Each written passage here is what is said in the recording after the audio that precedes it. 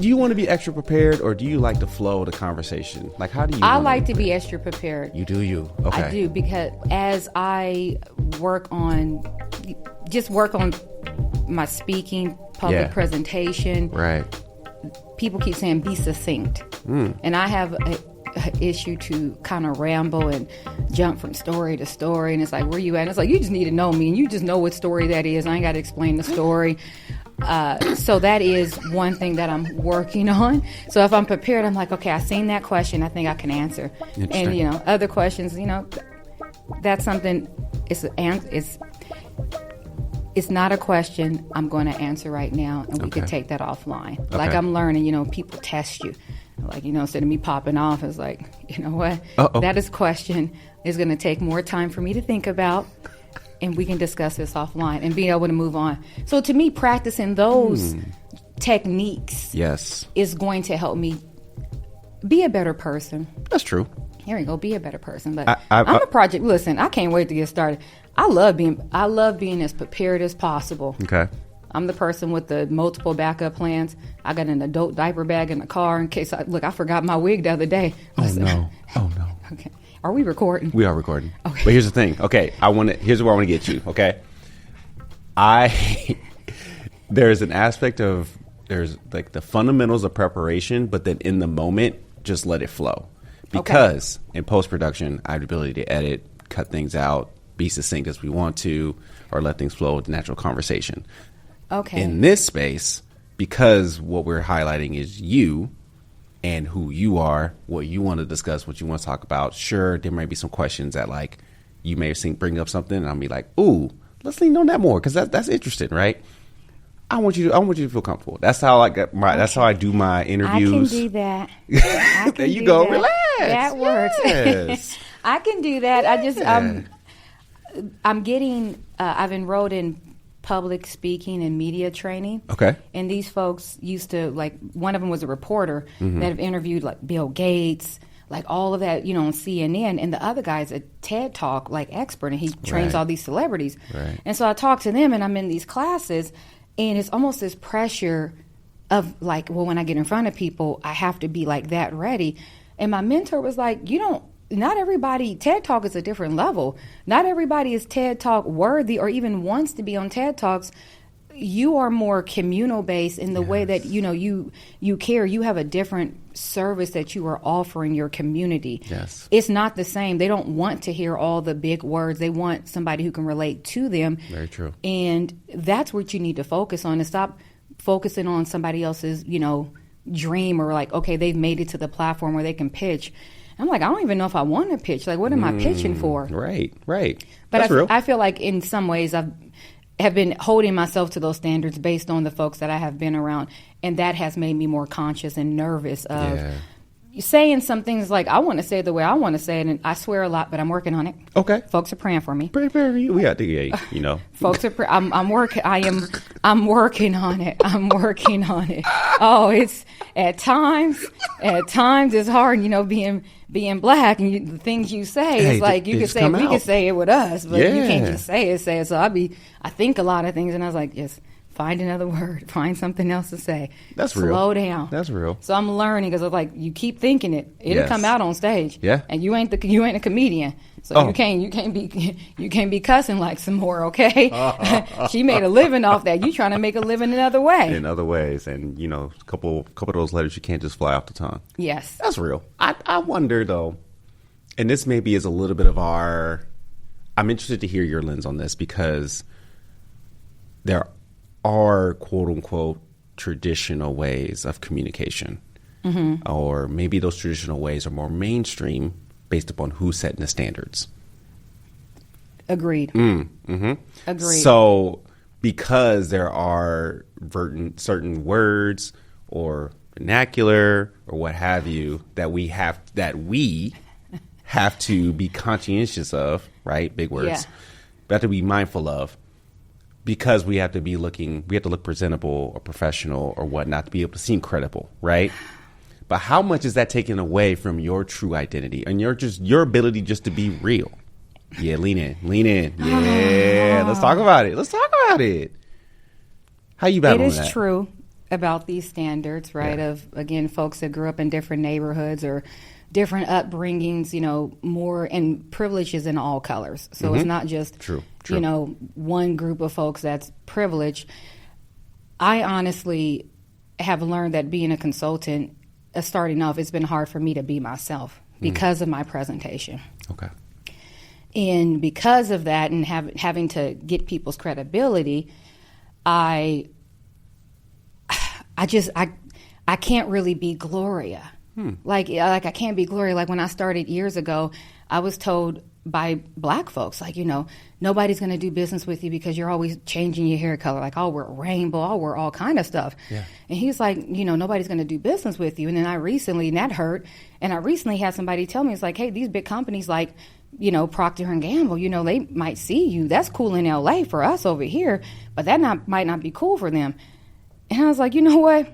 I am so sick of people complaining about what I put on my crown, as if it speaks to the work that I do or the passion. And I have literally had to tell somebody recently, this lady was like, you know, you're in front of conservatives. And I was like, look. Go ahead. Nah, I see it. They can keep their money. I do not want to do business with folks that don't want to do business with me just based on physical or like my appearance. Yeah. And like, this is the Northwest. I'm a native. It rained all the time. This afro is huge that I got. I tried 10 years ago. Cut the hair off, start natural. I had my hair down to like 1 inch. Then I became a product junkie. Wasted like 120 hours a year combing out my hair, doing all the twists and stuff. And then get somebody's like, well, you know, she was like, well, listen, you don't need no Jerry curl. I love Jerry curls, by the way. Okay. I am pro coming to America Jerry curl. You're so glow, I am pro. That was one of the best hairstyles that I tried. I loved my Jerry curl. That's awesome. And because my hair was so big, it wasn't like you know, greasy, but it was moisturized. Yeah. And then my hairdresser decided to close her shop, and I couldn't find anybody. And you know, the hairdressers here want to charge you $150 to wash your hair and braid it in a beehive. I'm like, I ain't even wearing this out. Like $150, like, ain't no kitchen people no more. We can just go to somebody's house for $30, $40. Right. I'm like, I'll wash it. I just need somebody to braid it because I can't braid. And that is why that's why I wear wigs. They simple. Interesting. Okay. They simple. They save me a lot of time. Depending on what my mood is, I can switch it up and change it. Yeah. And that's what I like. It's like, I like being able to change my appearance and not be relying on somebody that ain't going to show up. I even got a braided hat wig. I do. I love my braided hat wig. I got three of them. I got three of them. I got one in 613 blonde because that's my blonde. Oh, okay. You dropped a number on me. Yeah. When you see it, it's icy. Okay. It's icy. And you see it, it's icy. And I get folks all the time saying, I love your braids. I love your braids. And I'm like, thank you. I've had these for about 4 years. I got tired of going in these people's house. You got to go in their house. They got their boyfriend there. They got to feed the kids. You can't buy this. You got to buy this certain hair. They've got all these rules and regulations. Then it take you, 3 or 4 hours to take it out. That's a waste of my time. And as a business owner, when I told you I came in here that I'm not in a rush, I am no longer in a rush. I am saving time by wearing wigs. And I love it. Yeah. I love it. My goodness. Okay. I love it. We're traveled a lot of ground so far, and this is phenomenal because already we talked about the standards in which that you have to show up, or you felt the force to show up, or some sort of like presence, but claiming it for your own. Yeah. In addition to that, how you're claiming your own presence also ties into you maximizing your time and efficiency. That is correct. All right, I just have to say, this is my Obama translator here. So when Gloria says something that was a little too long-winded, I have Ray here that will just, sum it up for me. So I just want to say thank you so much for that. I love that. That's exactly what it is. Yeah. That's exactly what it is. And so this one thing this lady told me, we was at this event, and I was like, I want to dress the way I want to dress. Like, I am working towards getting as many zeros in my account so I can buy a beach house down in San Diego with my toes in the sun. I want to be somewhere sunny. I want to be somewhere where it's 80-degree weather. Oh. And so that's where my mind always is. Even when I go out, my friends is like, you always dress like summer. And I said, listen, as long as I got a jacket, I'm going to wear what I want to wear. I won't have an umbrella, because, if you have an umbrella, you get talked about here. Oh, for sure. Or you leave it. Yeah. Or you leave it. And I told this lady, she said, well, what you want to wear? I said, honestly, I'm still in 1998. I want to wear Daisy Dukes and fishnets every day. I like Two Live Crew. And she said, you realize that it would be distracting. And I was like, but I'm comfortable. And I was, I have to go somewhere where that dress code is acceptable, because that's what I want to wear and just want to kick it. Like I want to, that's how I want to show up.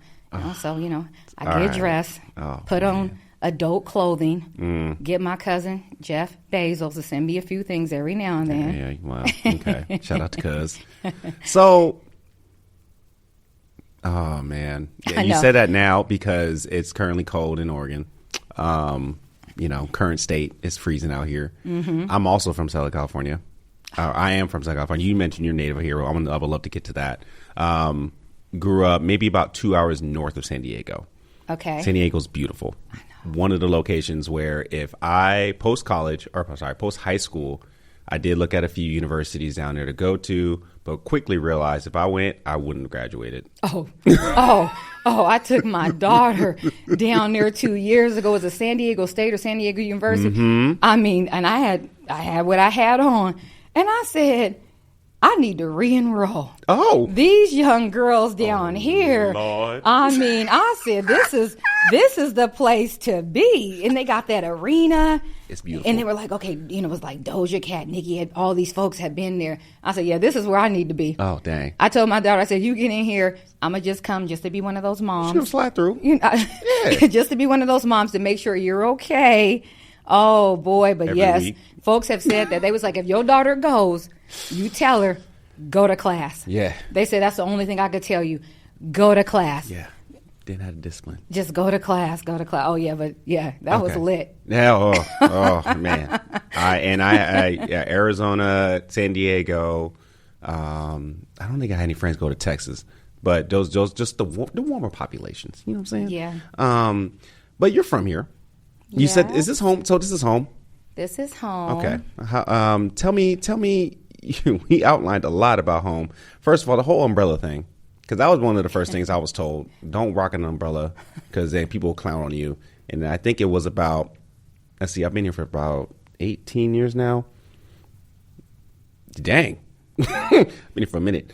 But that was 2008. 2008, yes. Thank you. I keep... Yeah, I got a 17-year-old, and Yeah, I know. Yeah. So I remember hearing that early on, don't rock an umbrella. But then I think it was about 10 years ago when I was actually in the workforce, moving around with my clothes on. And I'm like, I'm not trying to out here, I got to stay dry in this quote unquote professional setting. So I'm going to wear this umbrella. I don't care about that. But anyway, you've always grown up in the Willamette Valley? Or tell me a little bit about some of just the journey in which that you have navigated the Willamette Valley. Here's what I'm working on. So at 3:00, I'm doing a speech. Okay. Well, speech presentation with this organization, pretty much in front of the clients that I want to get. Mm-hmm. They asked me and said, hey, Gloria, it's Black History Month. Can you speak? I think you'd be great. And I was like, you gave me like 10 days. Like, I got to practice. Like, this ain't just talking. Mm-hmm. I know I got to tell the story the right way because my customers are there. Yeah. And this is an opportunity that they called me to speak in this moment at a time like this. I know that God has told me that one of my purposes on earth is to help others build legacy. Ooh. And so being able to tell them in a way of where I came from and how it can be, like, despite the struggles, I'm creating a legacy because I want others to have an example of this. It don't just have to be like this, but let's consider others. And when folks hear about, services we have, they're like, oh, I don't need that until I put it in those terms. And so I am going after this to speak, and I'd been nervous about it, right? So I've been practicing. You've been working it out? Yep. Yeah, I've been practiced like, okay, it's 5 minutes. It's 5 minutes. Okay. So here it is. So you can pause me in between. So this is what I got. Do you? I know. And it's your space. But this is good. I think once I get it down, I think this would work, right? Because I was like, I don't want to bore them. And to keep people entertained these days longer than a TikTok video, that's the extra pressure of like how you stand there with your hand on your face, on your cheek. No, because that's real. No, is they done yet? Start checking your phone. You start sending emails and stuff. Like folks are chit-chatting in the back. So all of those things, right? But are you doing this in person though? I am doing this in person. So what I've learned, I loved COVID. I loved COVID. I'm an introvert. Oh, no, you're not. I am. No, you're not. Folks don't think I'm an introvert. Okay. So being inside and going out when I needed to go out was nice. Yeah. And I work from home, and I love working from home.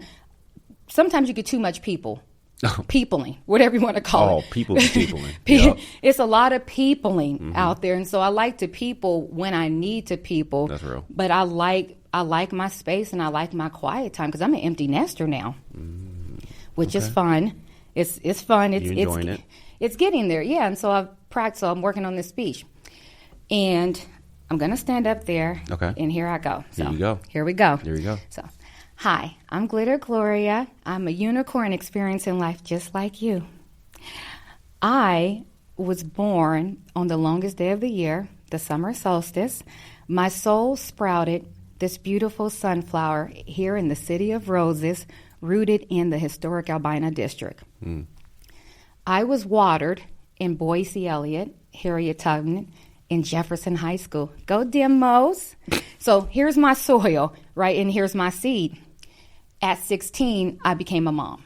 Life handed me some pretty big responsibilities, but it wasn't anything I was not used to, being had been helping take care of my younger twin brothers since the age of 9.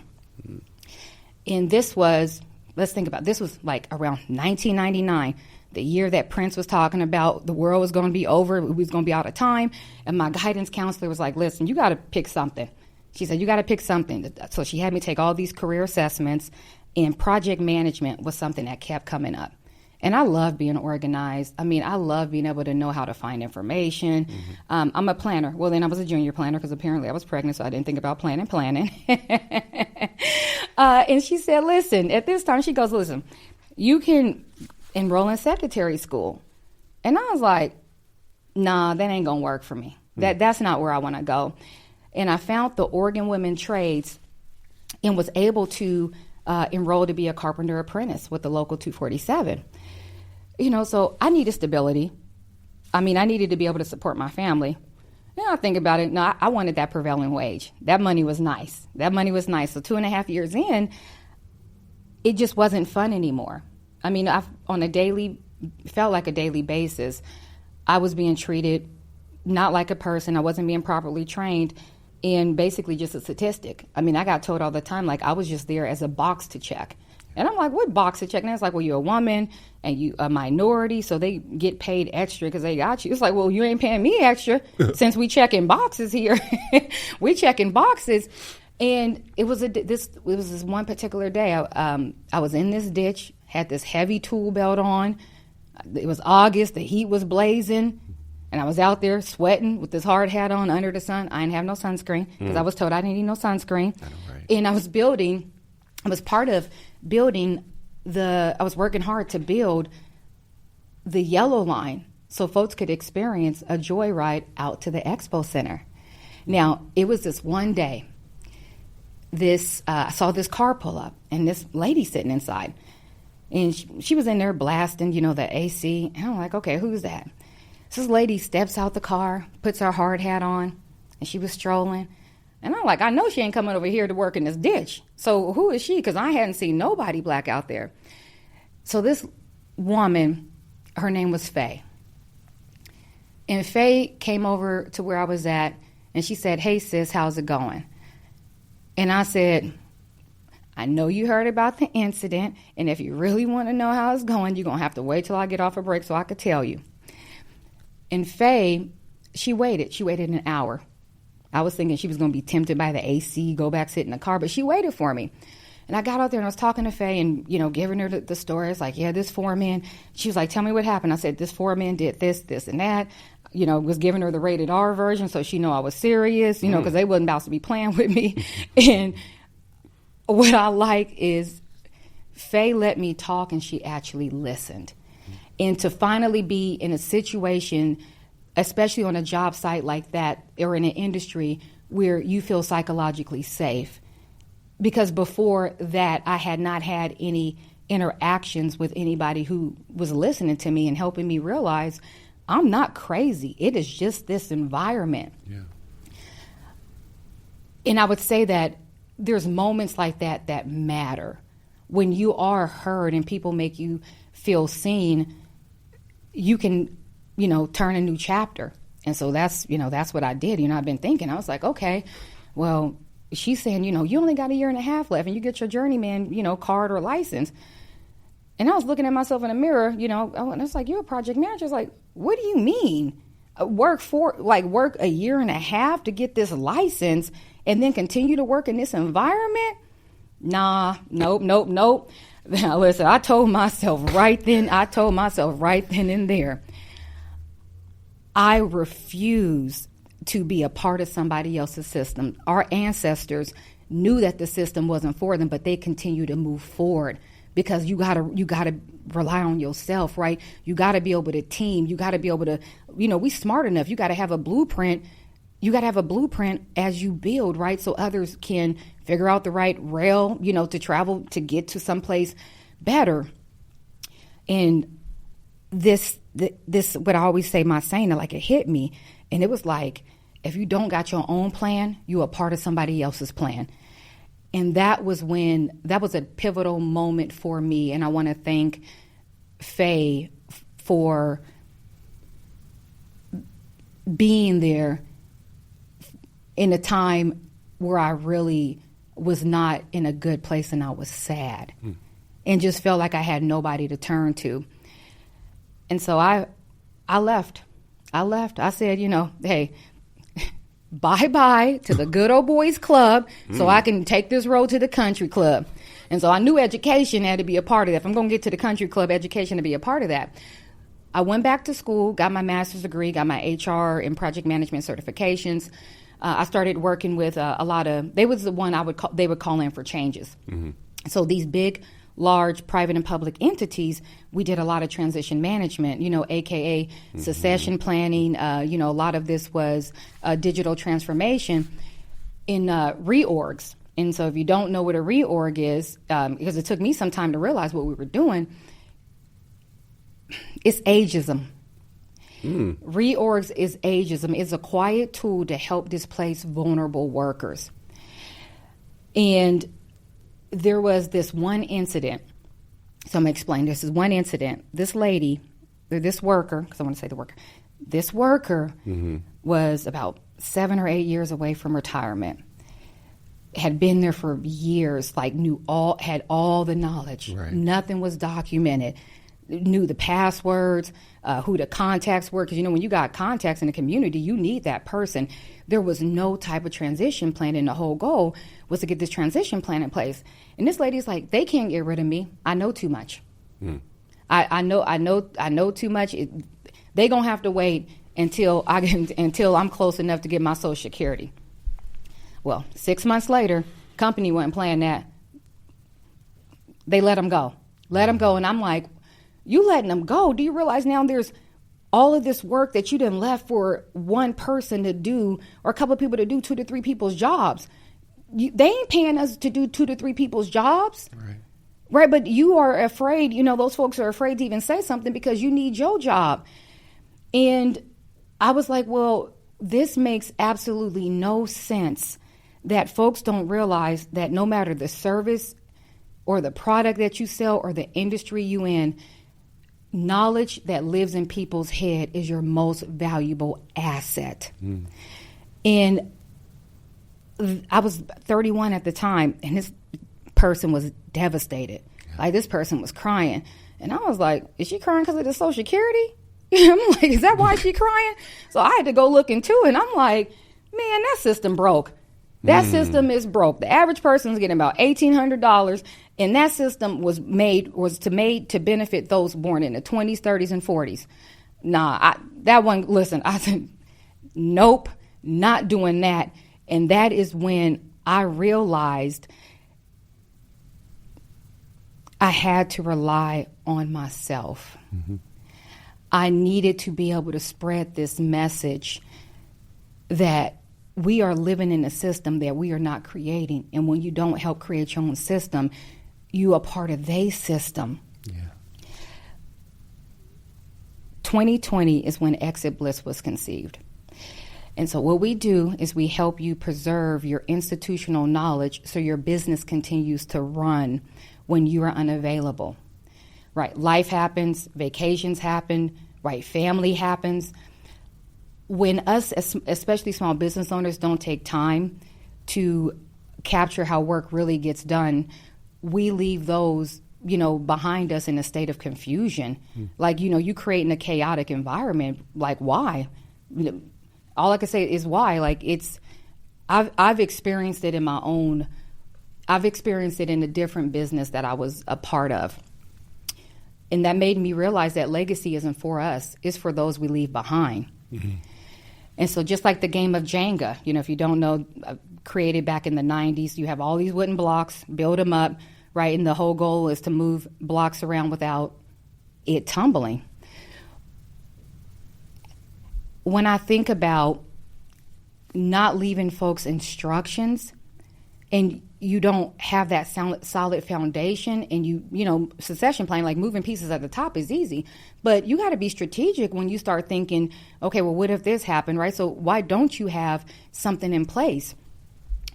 I like to have folks think about this. Every block you move is a piece of knowledge, mm-hmm. It's a role, or it's a process.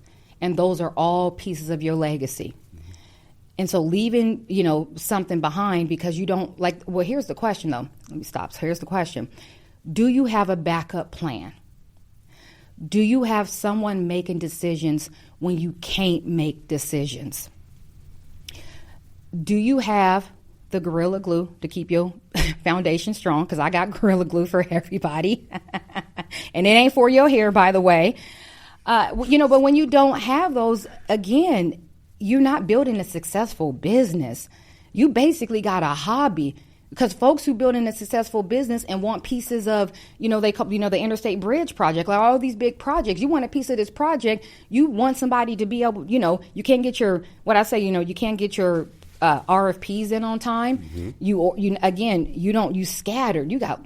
We deal with people that got 3,000 or 4,000 up to even 25,000 emails. You can't respond to correspondence. Don't nobody want to be dealing with nobody that, again, is non-communicative. I think that's the word. Anyways, you get what I'm saying. He'll edit this out. No. And I realize folks, we all want to get paid, right? And so it's like, if you want to get paid, get ready. And so Exit Bliss is helping these businesses get ready, helping centralize your information, right? Like that knowledge, you don't want all that knowledge to be walking out of the door. You don't want to keep doing the same things over and over again and not getting to done. Those things don't bring folks joy. Like if your back office isn't bringing you joy and it's messy, don't nobody want to be in there. Don't nobody want to be in the messy kitchen. You talking about you bringing something to the potluck, and we definitely asking who made the potato salad. Listen. So I'm just saying. So, when you work, with Exit Bliss, like we're project managers. Mm-hmm. I love project management. I do. It's in my blood. Mm-hmm. It's in my blood. I love being able to tell people what to do and to hold them accountable for the things they said they was going to do and to track everything and make sure I got documentation and receipts. I always got receipts. And I'm going to make sure you got receipts. We are your backup plan. Mm-hmm. We are going to come in and think about it from the perspective, like, why are you doing it like this? This is what other folks are doing. Why are we hiding information? We don't need to be gatekeepers of information. I don't want your business. I got my business. I got my house waiting in San Diego. That's where my mind at. And so when you work with Exit Bliss, we want you to really see what the real win is. And for me, that real win is when you are smiling on the beach, when you are playing pickleball with the 50-cent grin, or at the backyard barbecue boogieing. You are going to realize you are so happy because you are prepared, you are protected, and you are positioned for prosperity. Happy Black History Month. Oh! This is what, for the most part. Oh my goodness! Yeah, thank you. I know. Look at you. Yes. I love it. So here's what I love. One, you've highlighted 3 to 4 stories that really are tied to you. Made you personal, made you real, right? Okay. Transition points that really highlighted a principle that you were like, oh, like, okay, now this makes sense, right? And obviously it's taken some time and some look backs to identify that story and the principle that help course correct or change shape to your new story, right? Or your new track. Yes. I thought that was phenomenal. What I also noticed was the voice change from the very beginning to probably around when you started talking about you being in construction site. Because you got real. Yeah. And I was like, okay, you put on the voice, you put on the persona, and then you started talking about when reality hit for you, when you had to figure out, okay, I need to figure out what my next step's going to be with this new family dynamic. Yes. That's when you started settling in more, and I started seeing more of you coming out during that point.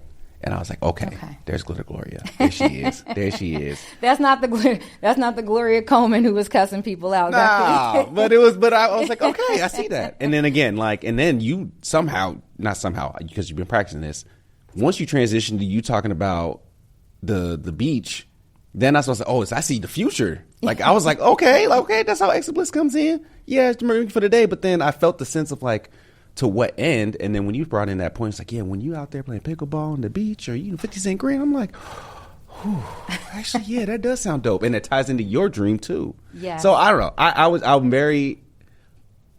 feel inspired. I now know more about at least the why behind what Exit Bliss and what you do in Exit Bliss.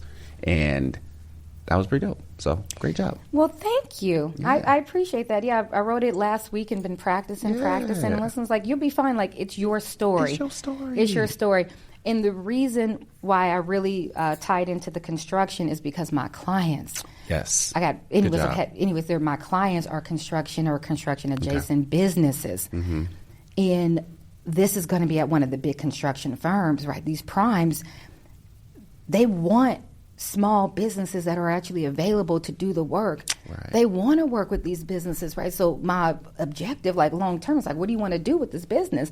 I'm like, honestly, I want to be able to do as many readiness assessments to get folks really ready, to get them a plan of attack to move forward and be able to certify them in some way of like, yep, they know how to do that, certified payroll or the job costs. Yep, they they got the right system to be doing, their RFPs. They can team with folks, right, the right way. Mm-hmm. Mm-hmm. Now these primes can come to Exit Bliss and be like, I know that this organization, if they say you good and that they say you ready, mm-hmm. we will give you a chance and an opportunity. Business continuity is not about fear. Yeah. And a lot of folks think it's about fear. And it's like, no, it's about the knowledge that you don't share. It's about you not speaking up and telling somebody, I really don't know how to do this. Yeah. Some folks are knocking out opportunities for themselves because they don't really want to learn. Mm-hmm. They don't want to learn in a way of, this is professional development. When you are an entrepreneur, you don't have HR telling you what to do, what class to take. Right. I mean, those things are important.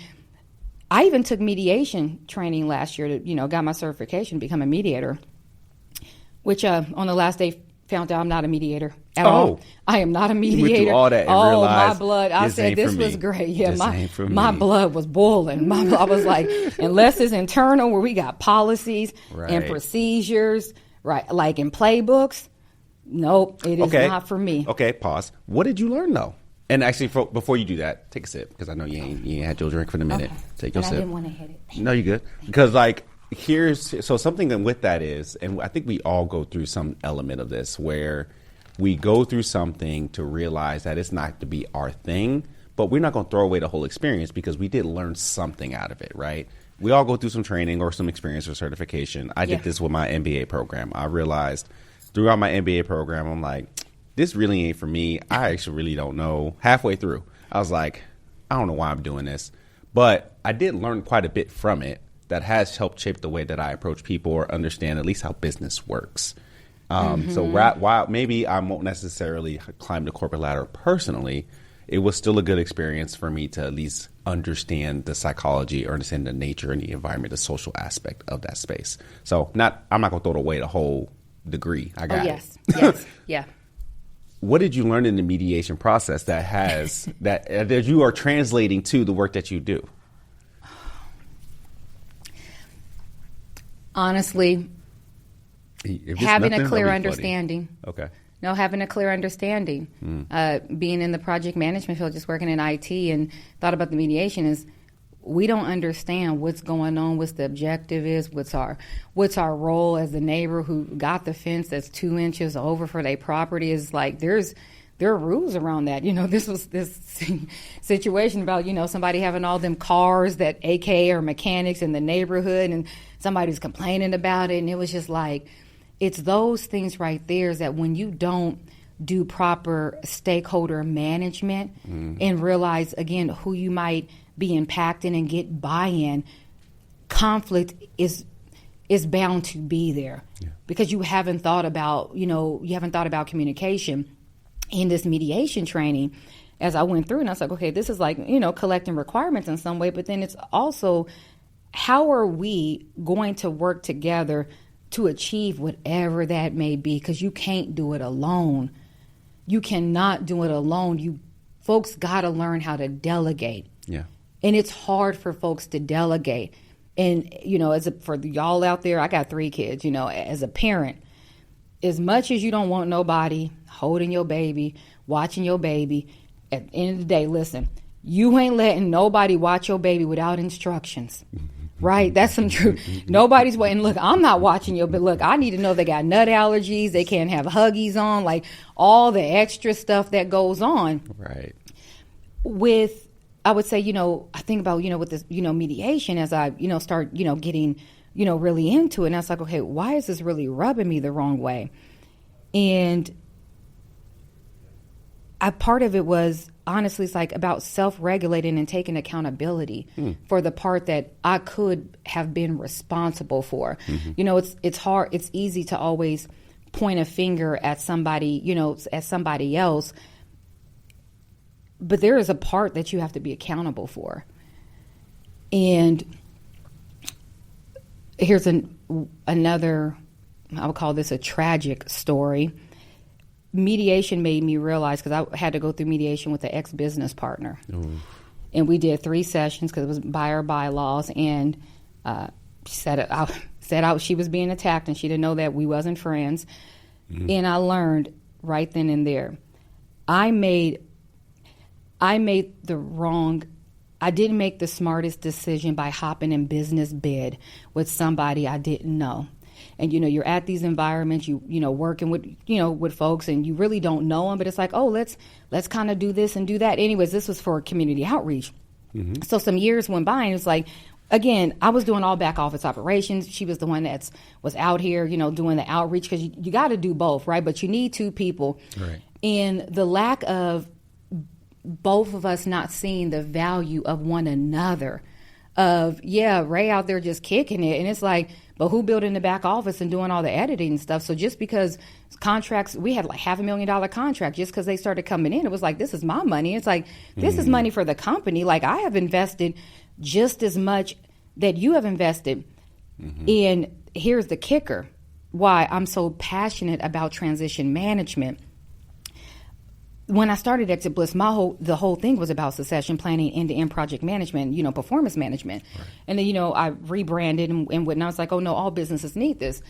So I went on medical leave for a few months. And, you know, when you leave, you thinking this person got your back. So I got back. Passwords had been changed. I couldn't get into payroll. I couldn't get into nothing. I couldn't even buy nothing unless there was a code, you know, sent to her phone, and then she would deny it or just random things. Oh, my goodness. And when I realized, like, it became like workplace bullying. Yeah. And if you've ever been bullied in the workplace, it almost, at least for me, because I'm conflict adverse. I try not to get into conflict unless I'm very provoked. Okay. Unless I'm very provoked. But we, I went vacation, or not vacation. Yeah. Well, I did a lot of traveling. Side note. In 2022, 2023, those were the best years of my life. Oh, word. Some of the best years of my life, being able to travel with nobody sitting between you. I was doing international. I was at Vegas. Love Vegas, by the way. I was living. So granted, right, things were slow. Yeah. And being accountable was like, I see how it could have appeared that I wasn't fully engaged and that I didn't want to be there. And so when we start getting all these clients, and I'm like, okay, I need access to XYZ, and was like, no, we did mediation 3 times, kicked me out the company. And folks don't realize what I've learned was really important. You need to have an external person if you're ever going to do a partnership. Somebody who's a paralegal or lawyer who can sign off, like, you know, you and your partner, can y'all really go to the bank and somebody just take out $20,000? I mean, those are financial instruments. Like, again, having those, operating agreements. And we had all the paperwork, the legal, like when folks like, oh, would you get the paperwork? And it's like, we had the paperwork, but when you're dealing with somebody that doesn't have integrity, regardless of paperwork, people are married and people cheating. What's that mean? You got a piece of paper. Oh, and, you learn quickly, like that paper don't mean nothing. Right. It took, a lot of money. Let's put it. Glitter Gloria, over 2.5 years, spent over $70,000. Oh, my word. Fighting for indemnification. Wow. She basically sued me for 6 figures because all this stuff, and wouldn't give up financial records. We had been asking for a year. And it wasn't until the subpoena where she was like, well, I don't want them to have the records. And so she finally decided to sign off on, I'm not going to be responsible for anything. I am not, like, it's like if we in the streets, we doing dirt. You got to tell me we doing dirt. You ain't doing dirt on my watch. And, here's the biggest kicker, with that, is that I knew that I was on the right path, as hurtful as it was, where I was crying, calling folks. Like, it's hurtful when somebody steals from you. Yes. It's hurtful. Like, can you forgive? Like, maybe to some degree, but in the moment in time, and they're still lying that they ain't got something that belonged to you, it's hurtful. So to have to bring in expensive lawyers just to fight for, we can just sell the company and I could take my half. And it's like, no. It's like, you can't be selfish in a relationship, and especially in a business partnership. And here was the kicker. When I knew I needed to let that go and really move on to Exit Bliss, it was 2 days before Christmas, and we got the call. My lawyer was like, hey, what's going on? She said, you stole the website. I said, stole the website? So I checked, and I was like, oh, it was due. Well, she canceled the business credit card. She deleted my email. So, you got to have emails to get back in to do, all of that stuff. And so from there, she was able to take all the assets and start this new company, but it put her in such a financial bind. So word up. So when you switch companies and maybe lie about changing, the business name has changed, all of those contracts you have, the government is slow. It takes forever to switch over bank accounts, to the like all of those things. And so it snowballed. And so anyways, started to get sued by employees. And I was like, oh yeah, I can't let this go. I told folks, I said, the fact that I can't let it go is that my Exit Bliss could be sued in the future. So God has told me, I will give it back to you tenfold, because you cannot afford to allow this situation. in the money, like this, like my legacy, my seeds that I'm planting, and not just for my kids, but like for my community. Right. Like I want folks to have their stuff together, but it was hurtful. It was hurtful. And so, thinking about like, mediation is, it's like getting married or with somebody. Having a counselor early on would work. And it was, again, an eye opener that I could have done it better. And I was accountable for some of the things that happened because I allowed it to happen, being afraid to actually speak up and, deal with the conflict. I could have said something a long time ago. Yeah. And, getting, to mediation, it's like, okay, we both got to get to a point where we're happy. And it's like, now I'm happy. Like I'm happy not to have that weight of having to file bankruptcy because of all of the things. And this is, as petty as I am glad that this person is having to file bankruptcy with all that stuff, because that lasts 10 years. And this is what happened when you do people dirty. And when they say, like Biggie, when people get money, they act funny. It is true. It is true. It is true when people are stingy. And you cannot be stingy. You cannot always have your hand out, receiving, and basically keeping it tight. You got to be able to, again, share that. Let's spread the wealth. The more money I make, the more money y'all make. Right. That's what I tell folks. Like, again, I tell my team, because I have a team of 10, you don't work for me. You work with me. Yeah. We are all business owners working on getting to the top. Whatever I can help you with, what I have, I don't mind, and you have earned it. I don't mind, you've earned it. As long as I got mine, and I got my beach. As long as I got my beach, my happy place, I will willingly share as much as I can. That's good. And that is our goal going forward, is to do everything we can to help build the capacity and back office of these businesses that are ready to actually go to the next level and willing to put in the work. Like, we both went to school for our masters. That only teaches you so much. Mm-hmm. It doesn't teach you how to really apply. This is what it looks like. Like, when you go to these businesses you like and it's running good, you have a great experience. Yes. You want to be the business that people want to do business with and want to have a great experience. Because when folks don't, you get people like me. I'm a Yelper. I'm a Yelp elite. I am a Yelp elite. Yelp and Google. Don't play with me. I don't care what color you are, what gender you are. If you don't have that good service and I come in there and everybody gets a review. I am non-discriminatory when it comes to review. I had a lady come. She was like, I can't serve all you guys at the same time. I just saw you left a review. And I said, I sure did. It ain't no different than 40 people being in your restaurant. Just because we in a group don't mean you can't serve us. And when I go out, for anybody who wants to take me out, I don't care what you order.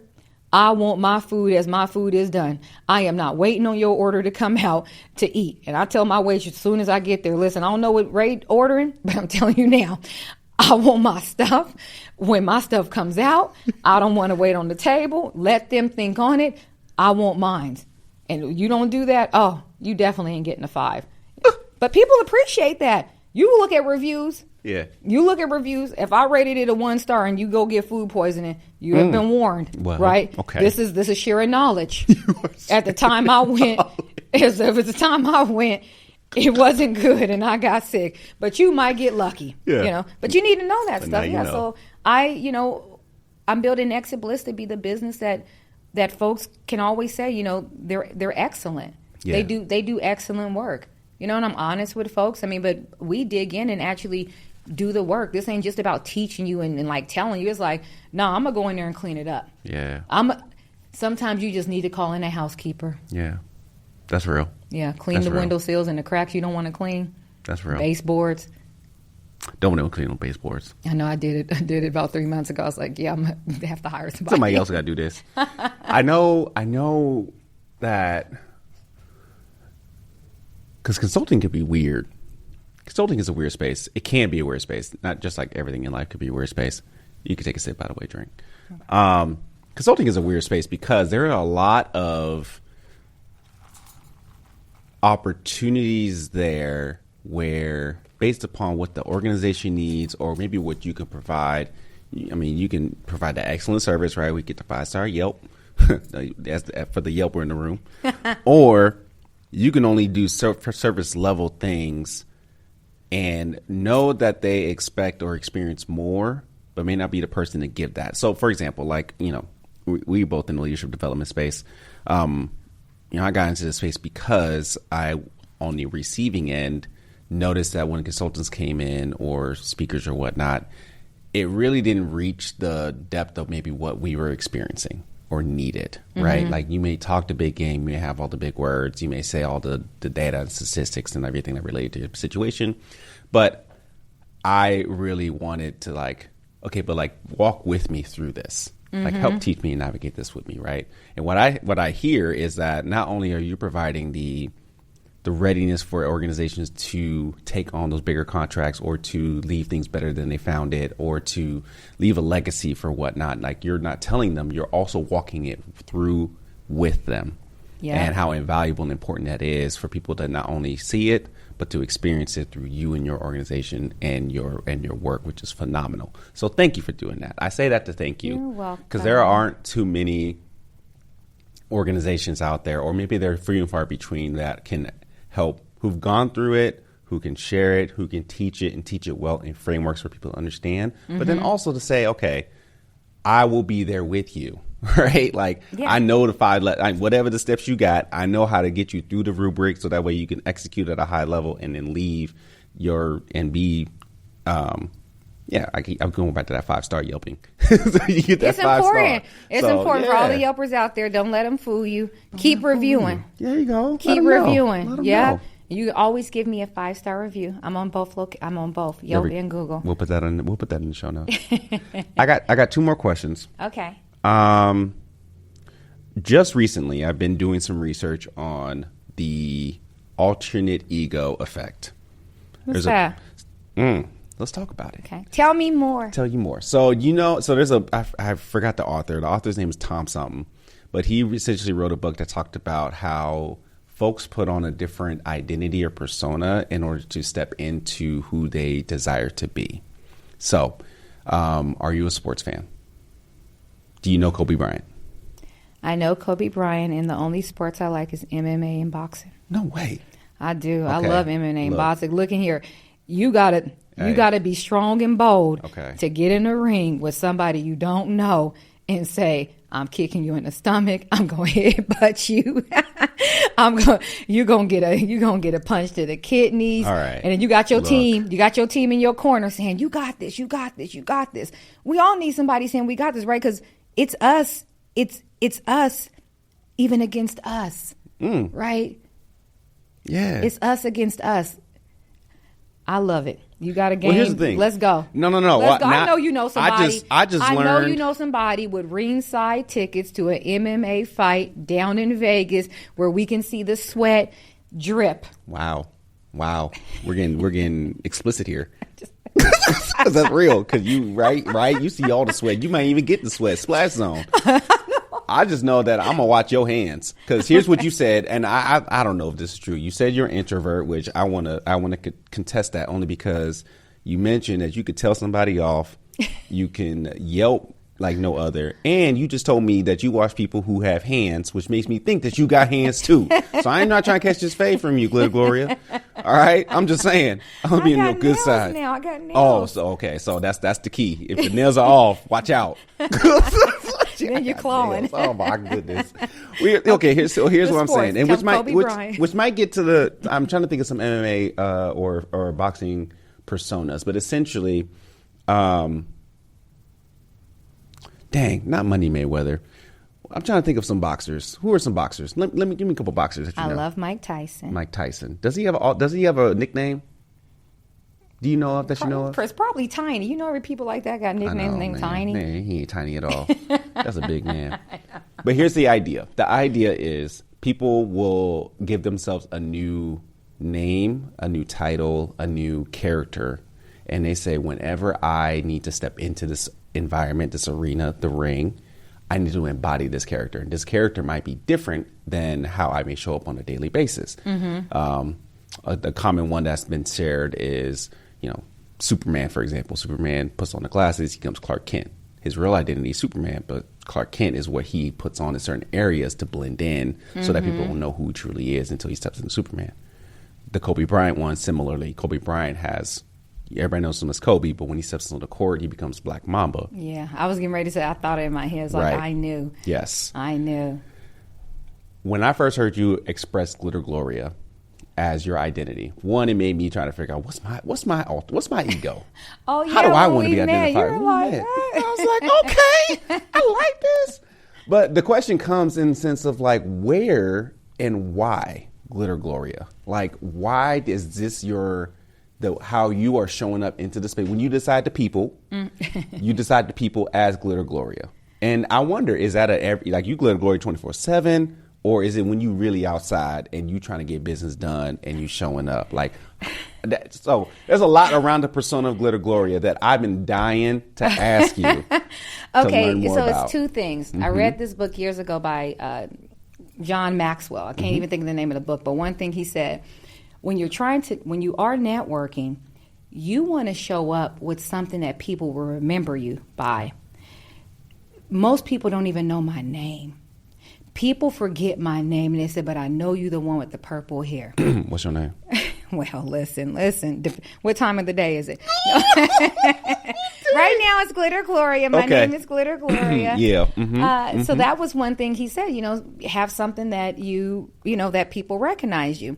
And I would say as I started to accessorize, like I usually always wear my crystals, I'm spiritual, for different reasons I wear my crystal. I wore my aventurine today because I got the energy to make money. Oh. And this is the abundance one. Okay. Yeah, I said this is the one I'm wearing despite it being green and I like to match.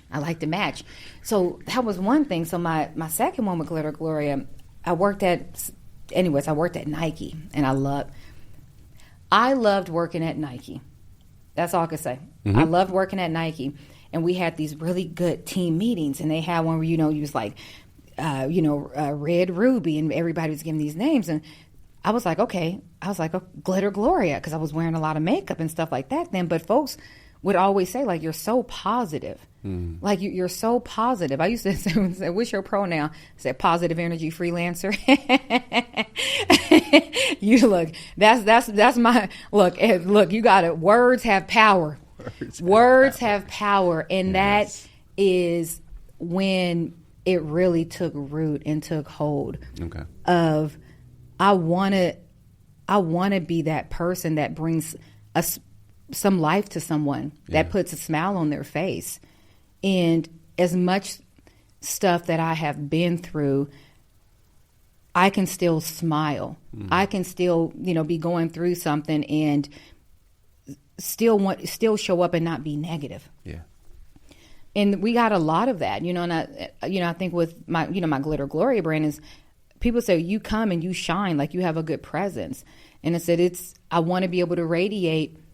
I want to be able to radiate like we do when people get cancer, right? Like as one cell is bad, then everything starts to be bad around it. Yeah. So the folks in my world, if I can continue my positive energy and be able to radiate that out, that's hoping to have folks in my world be as happy as they can be, and then pass that on to whoever it is in their world. And that's how I see it. Yeah. I want to be that. Like, I got my legacy plans. I got my will and all that stuff together because it's going to happen. Folks don't realize, people don't want to accept it. It's going to happen. And I figured I'm going to donate my body to science so there can be pieces of Glitter Gloria all over the world. Oh. Or turn a piece of me into a plant. Yeah. Oh, okay. Yeah. Because, a plant. I mean, why not? I mean, why not help someone? Why not have this good heart go to help save somebody else's life? Wow. Because I worked in liver and kidney transplant, and folks don't want to be there. Like it even helped me to stop drinking so much. I said, no. Wow. No, I'm not going to have a piece of liver. I need all of my organs. Wow. I need all of my organs. But yeah, that's who I am. Like that's who I am, and that's who I want. That's who I want to be, and that's who I'll continue to be. That's dope. Yeah. And so, do you wake up with this in mind, or do you like take your deep breaths, affirmations, you in the mirror, you walk through a glitter bomb and be like, I'm ready? Oh, Oh, I like that. You know what I'm saying? Oh, wait, think about with the glitter bomb. Just boom. No, I get out my bed. Sometimes I stretch, go, take my shower, and I turn the music on. I love music. Oh, okay. I love music. I work with music. I listen to podcasts in the car. I listen to yours. I like your podcast. Shout out. Thank you. I love music, so that's how I start my day when I, there we go. Get up and, hear, thank God it's Friday. Yeah. And I was like, oh, thank Gloria it's Friday. Okay. Gloria, listen, I kick it. Listen, I kick it in the morning. I do. I kick it in the morning. That's, how I start my day. I've got a routine going. Yeah. Every now and then I'll get up at 5:30 and go to Pilates, because I need to stretch. And they remind me, like, let's work on the posture you want to leave with today. And being that I'm a computer, person, I'm just anyways more conscious of, like, stopping and stretching and whatnot. But yeah, that's how I start my day. I like it. And I say hi to all my little stuffies. Oh, you got stuffies? I do got stuffies. They all got names. Okay. All my stuffies got names. I even got a little cheetah called Callie.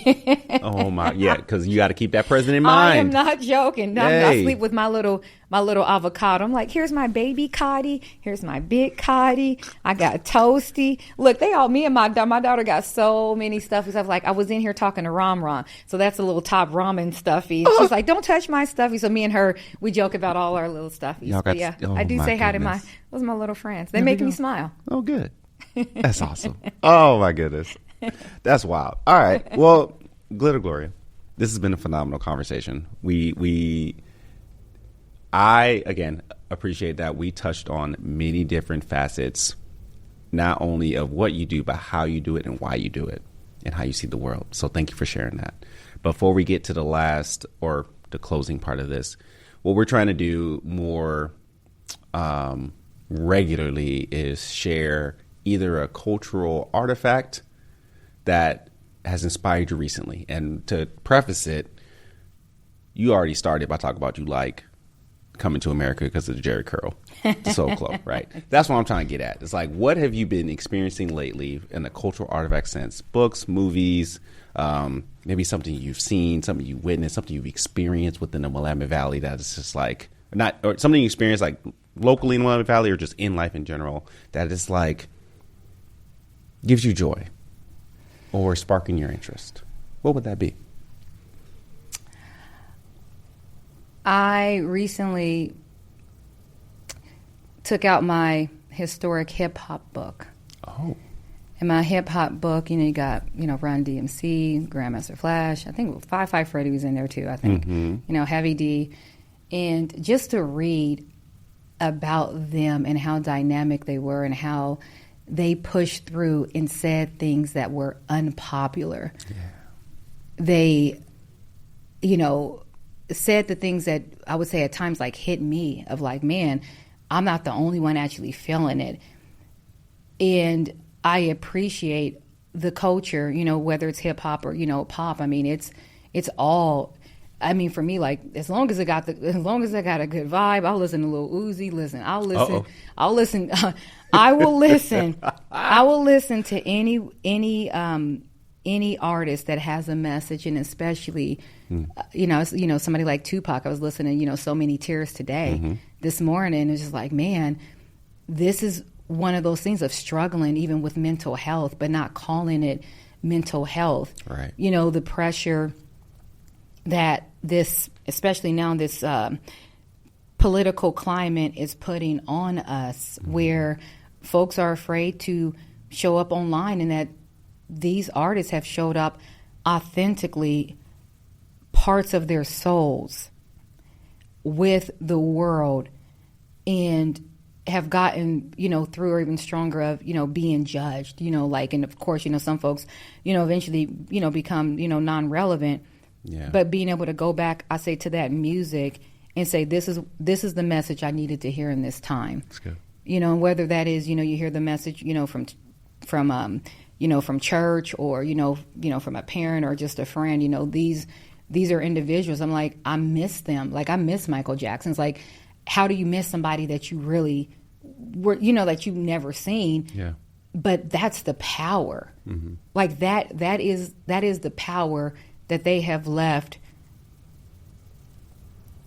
on this earth, and that I really, really appreciate. That's good. And this is perfect for I always call my closing. Ooh, here we go. This is closing. So, every exit is an entrance into someplace new. Let's make it blissful. There we go. Here we go. I'm making it blissful. Thank you so much. Thank you. Gloria, thank you for coming to the show. Where can people find you? Well, exitbliss.com.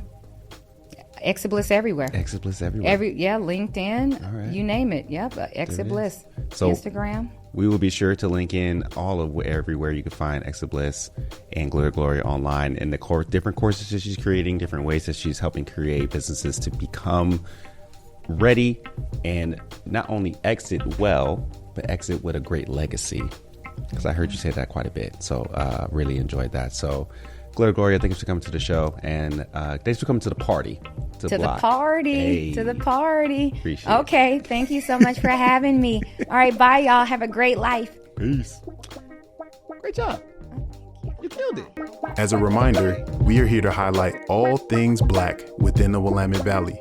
So if you have news, updates, highlights, concerns, or if you want to be a part of what we're building, please reach out to us at willametteblockparty@gmail.com and stay engaged with our journey by following @WillametteBlockParty on Instagram.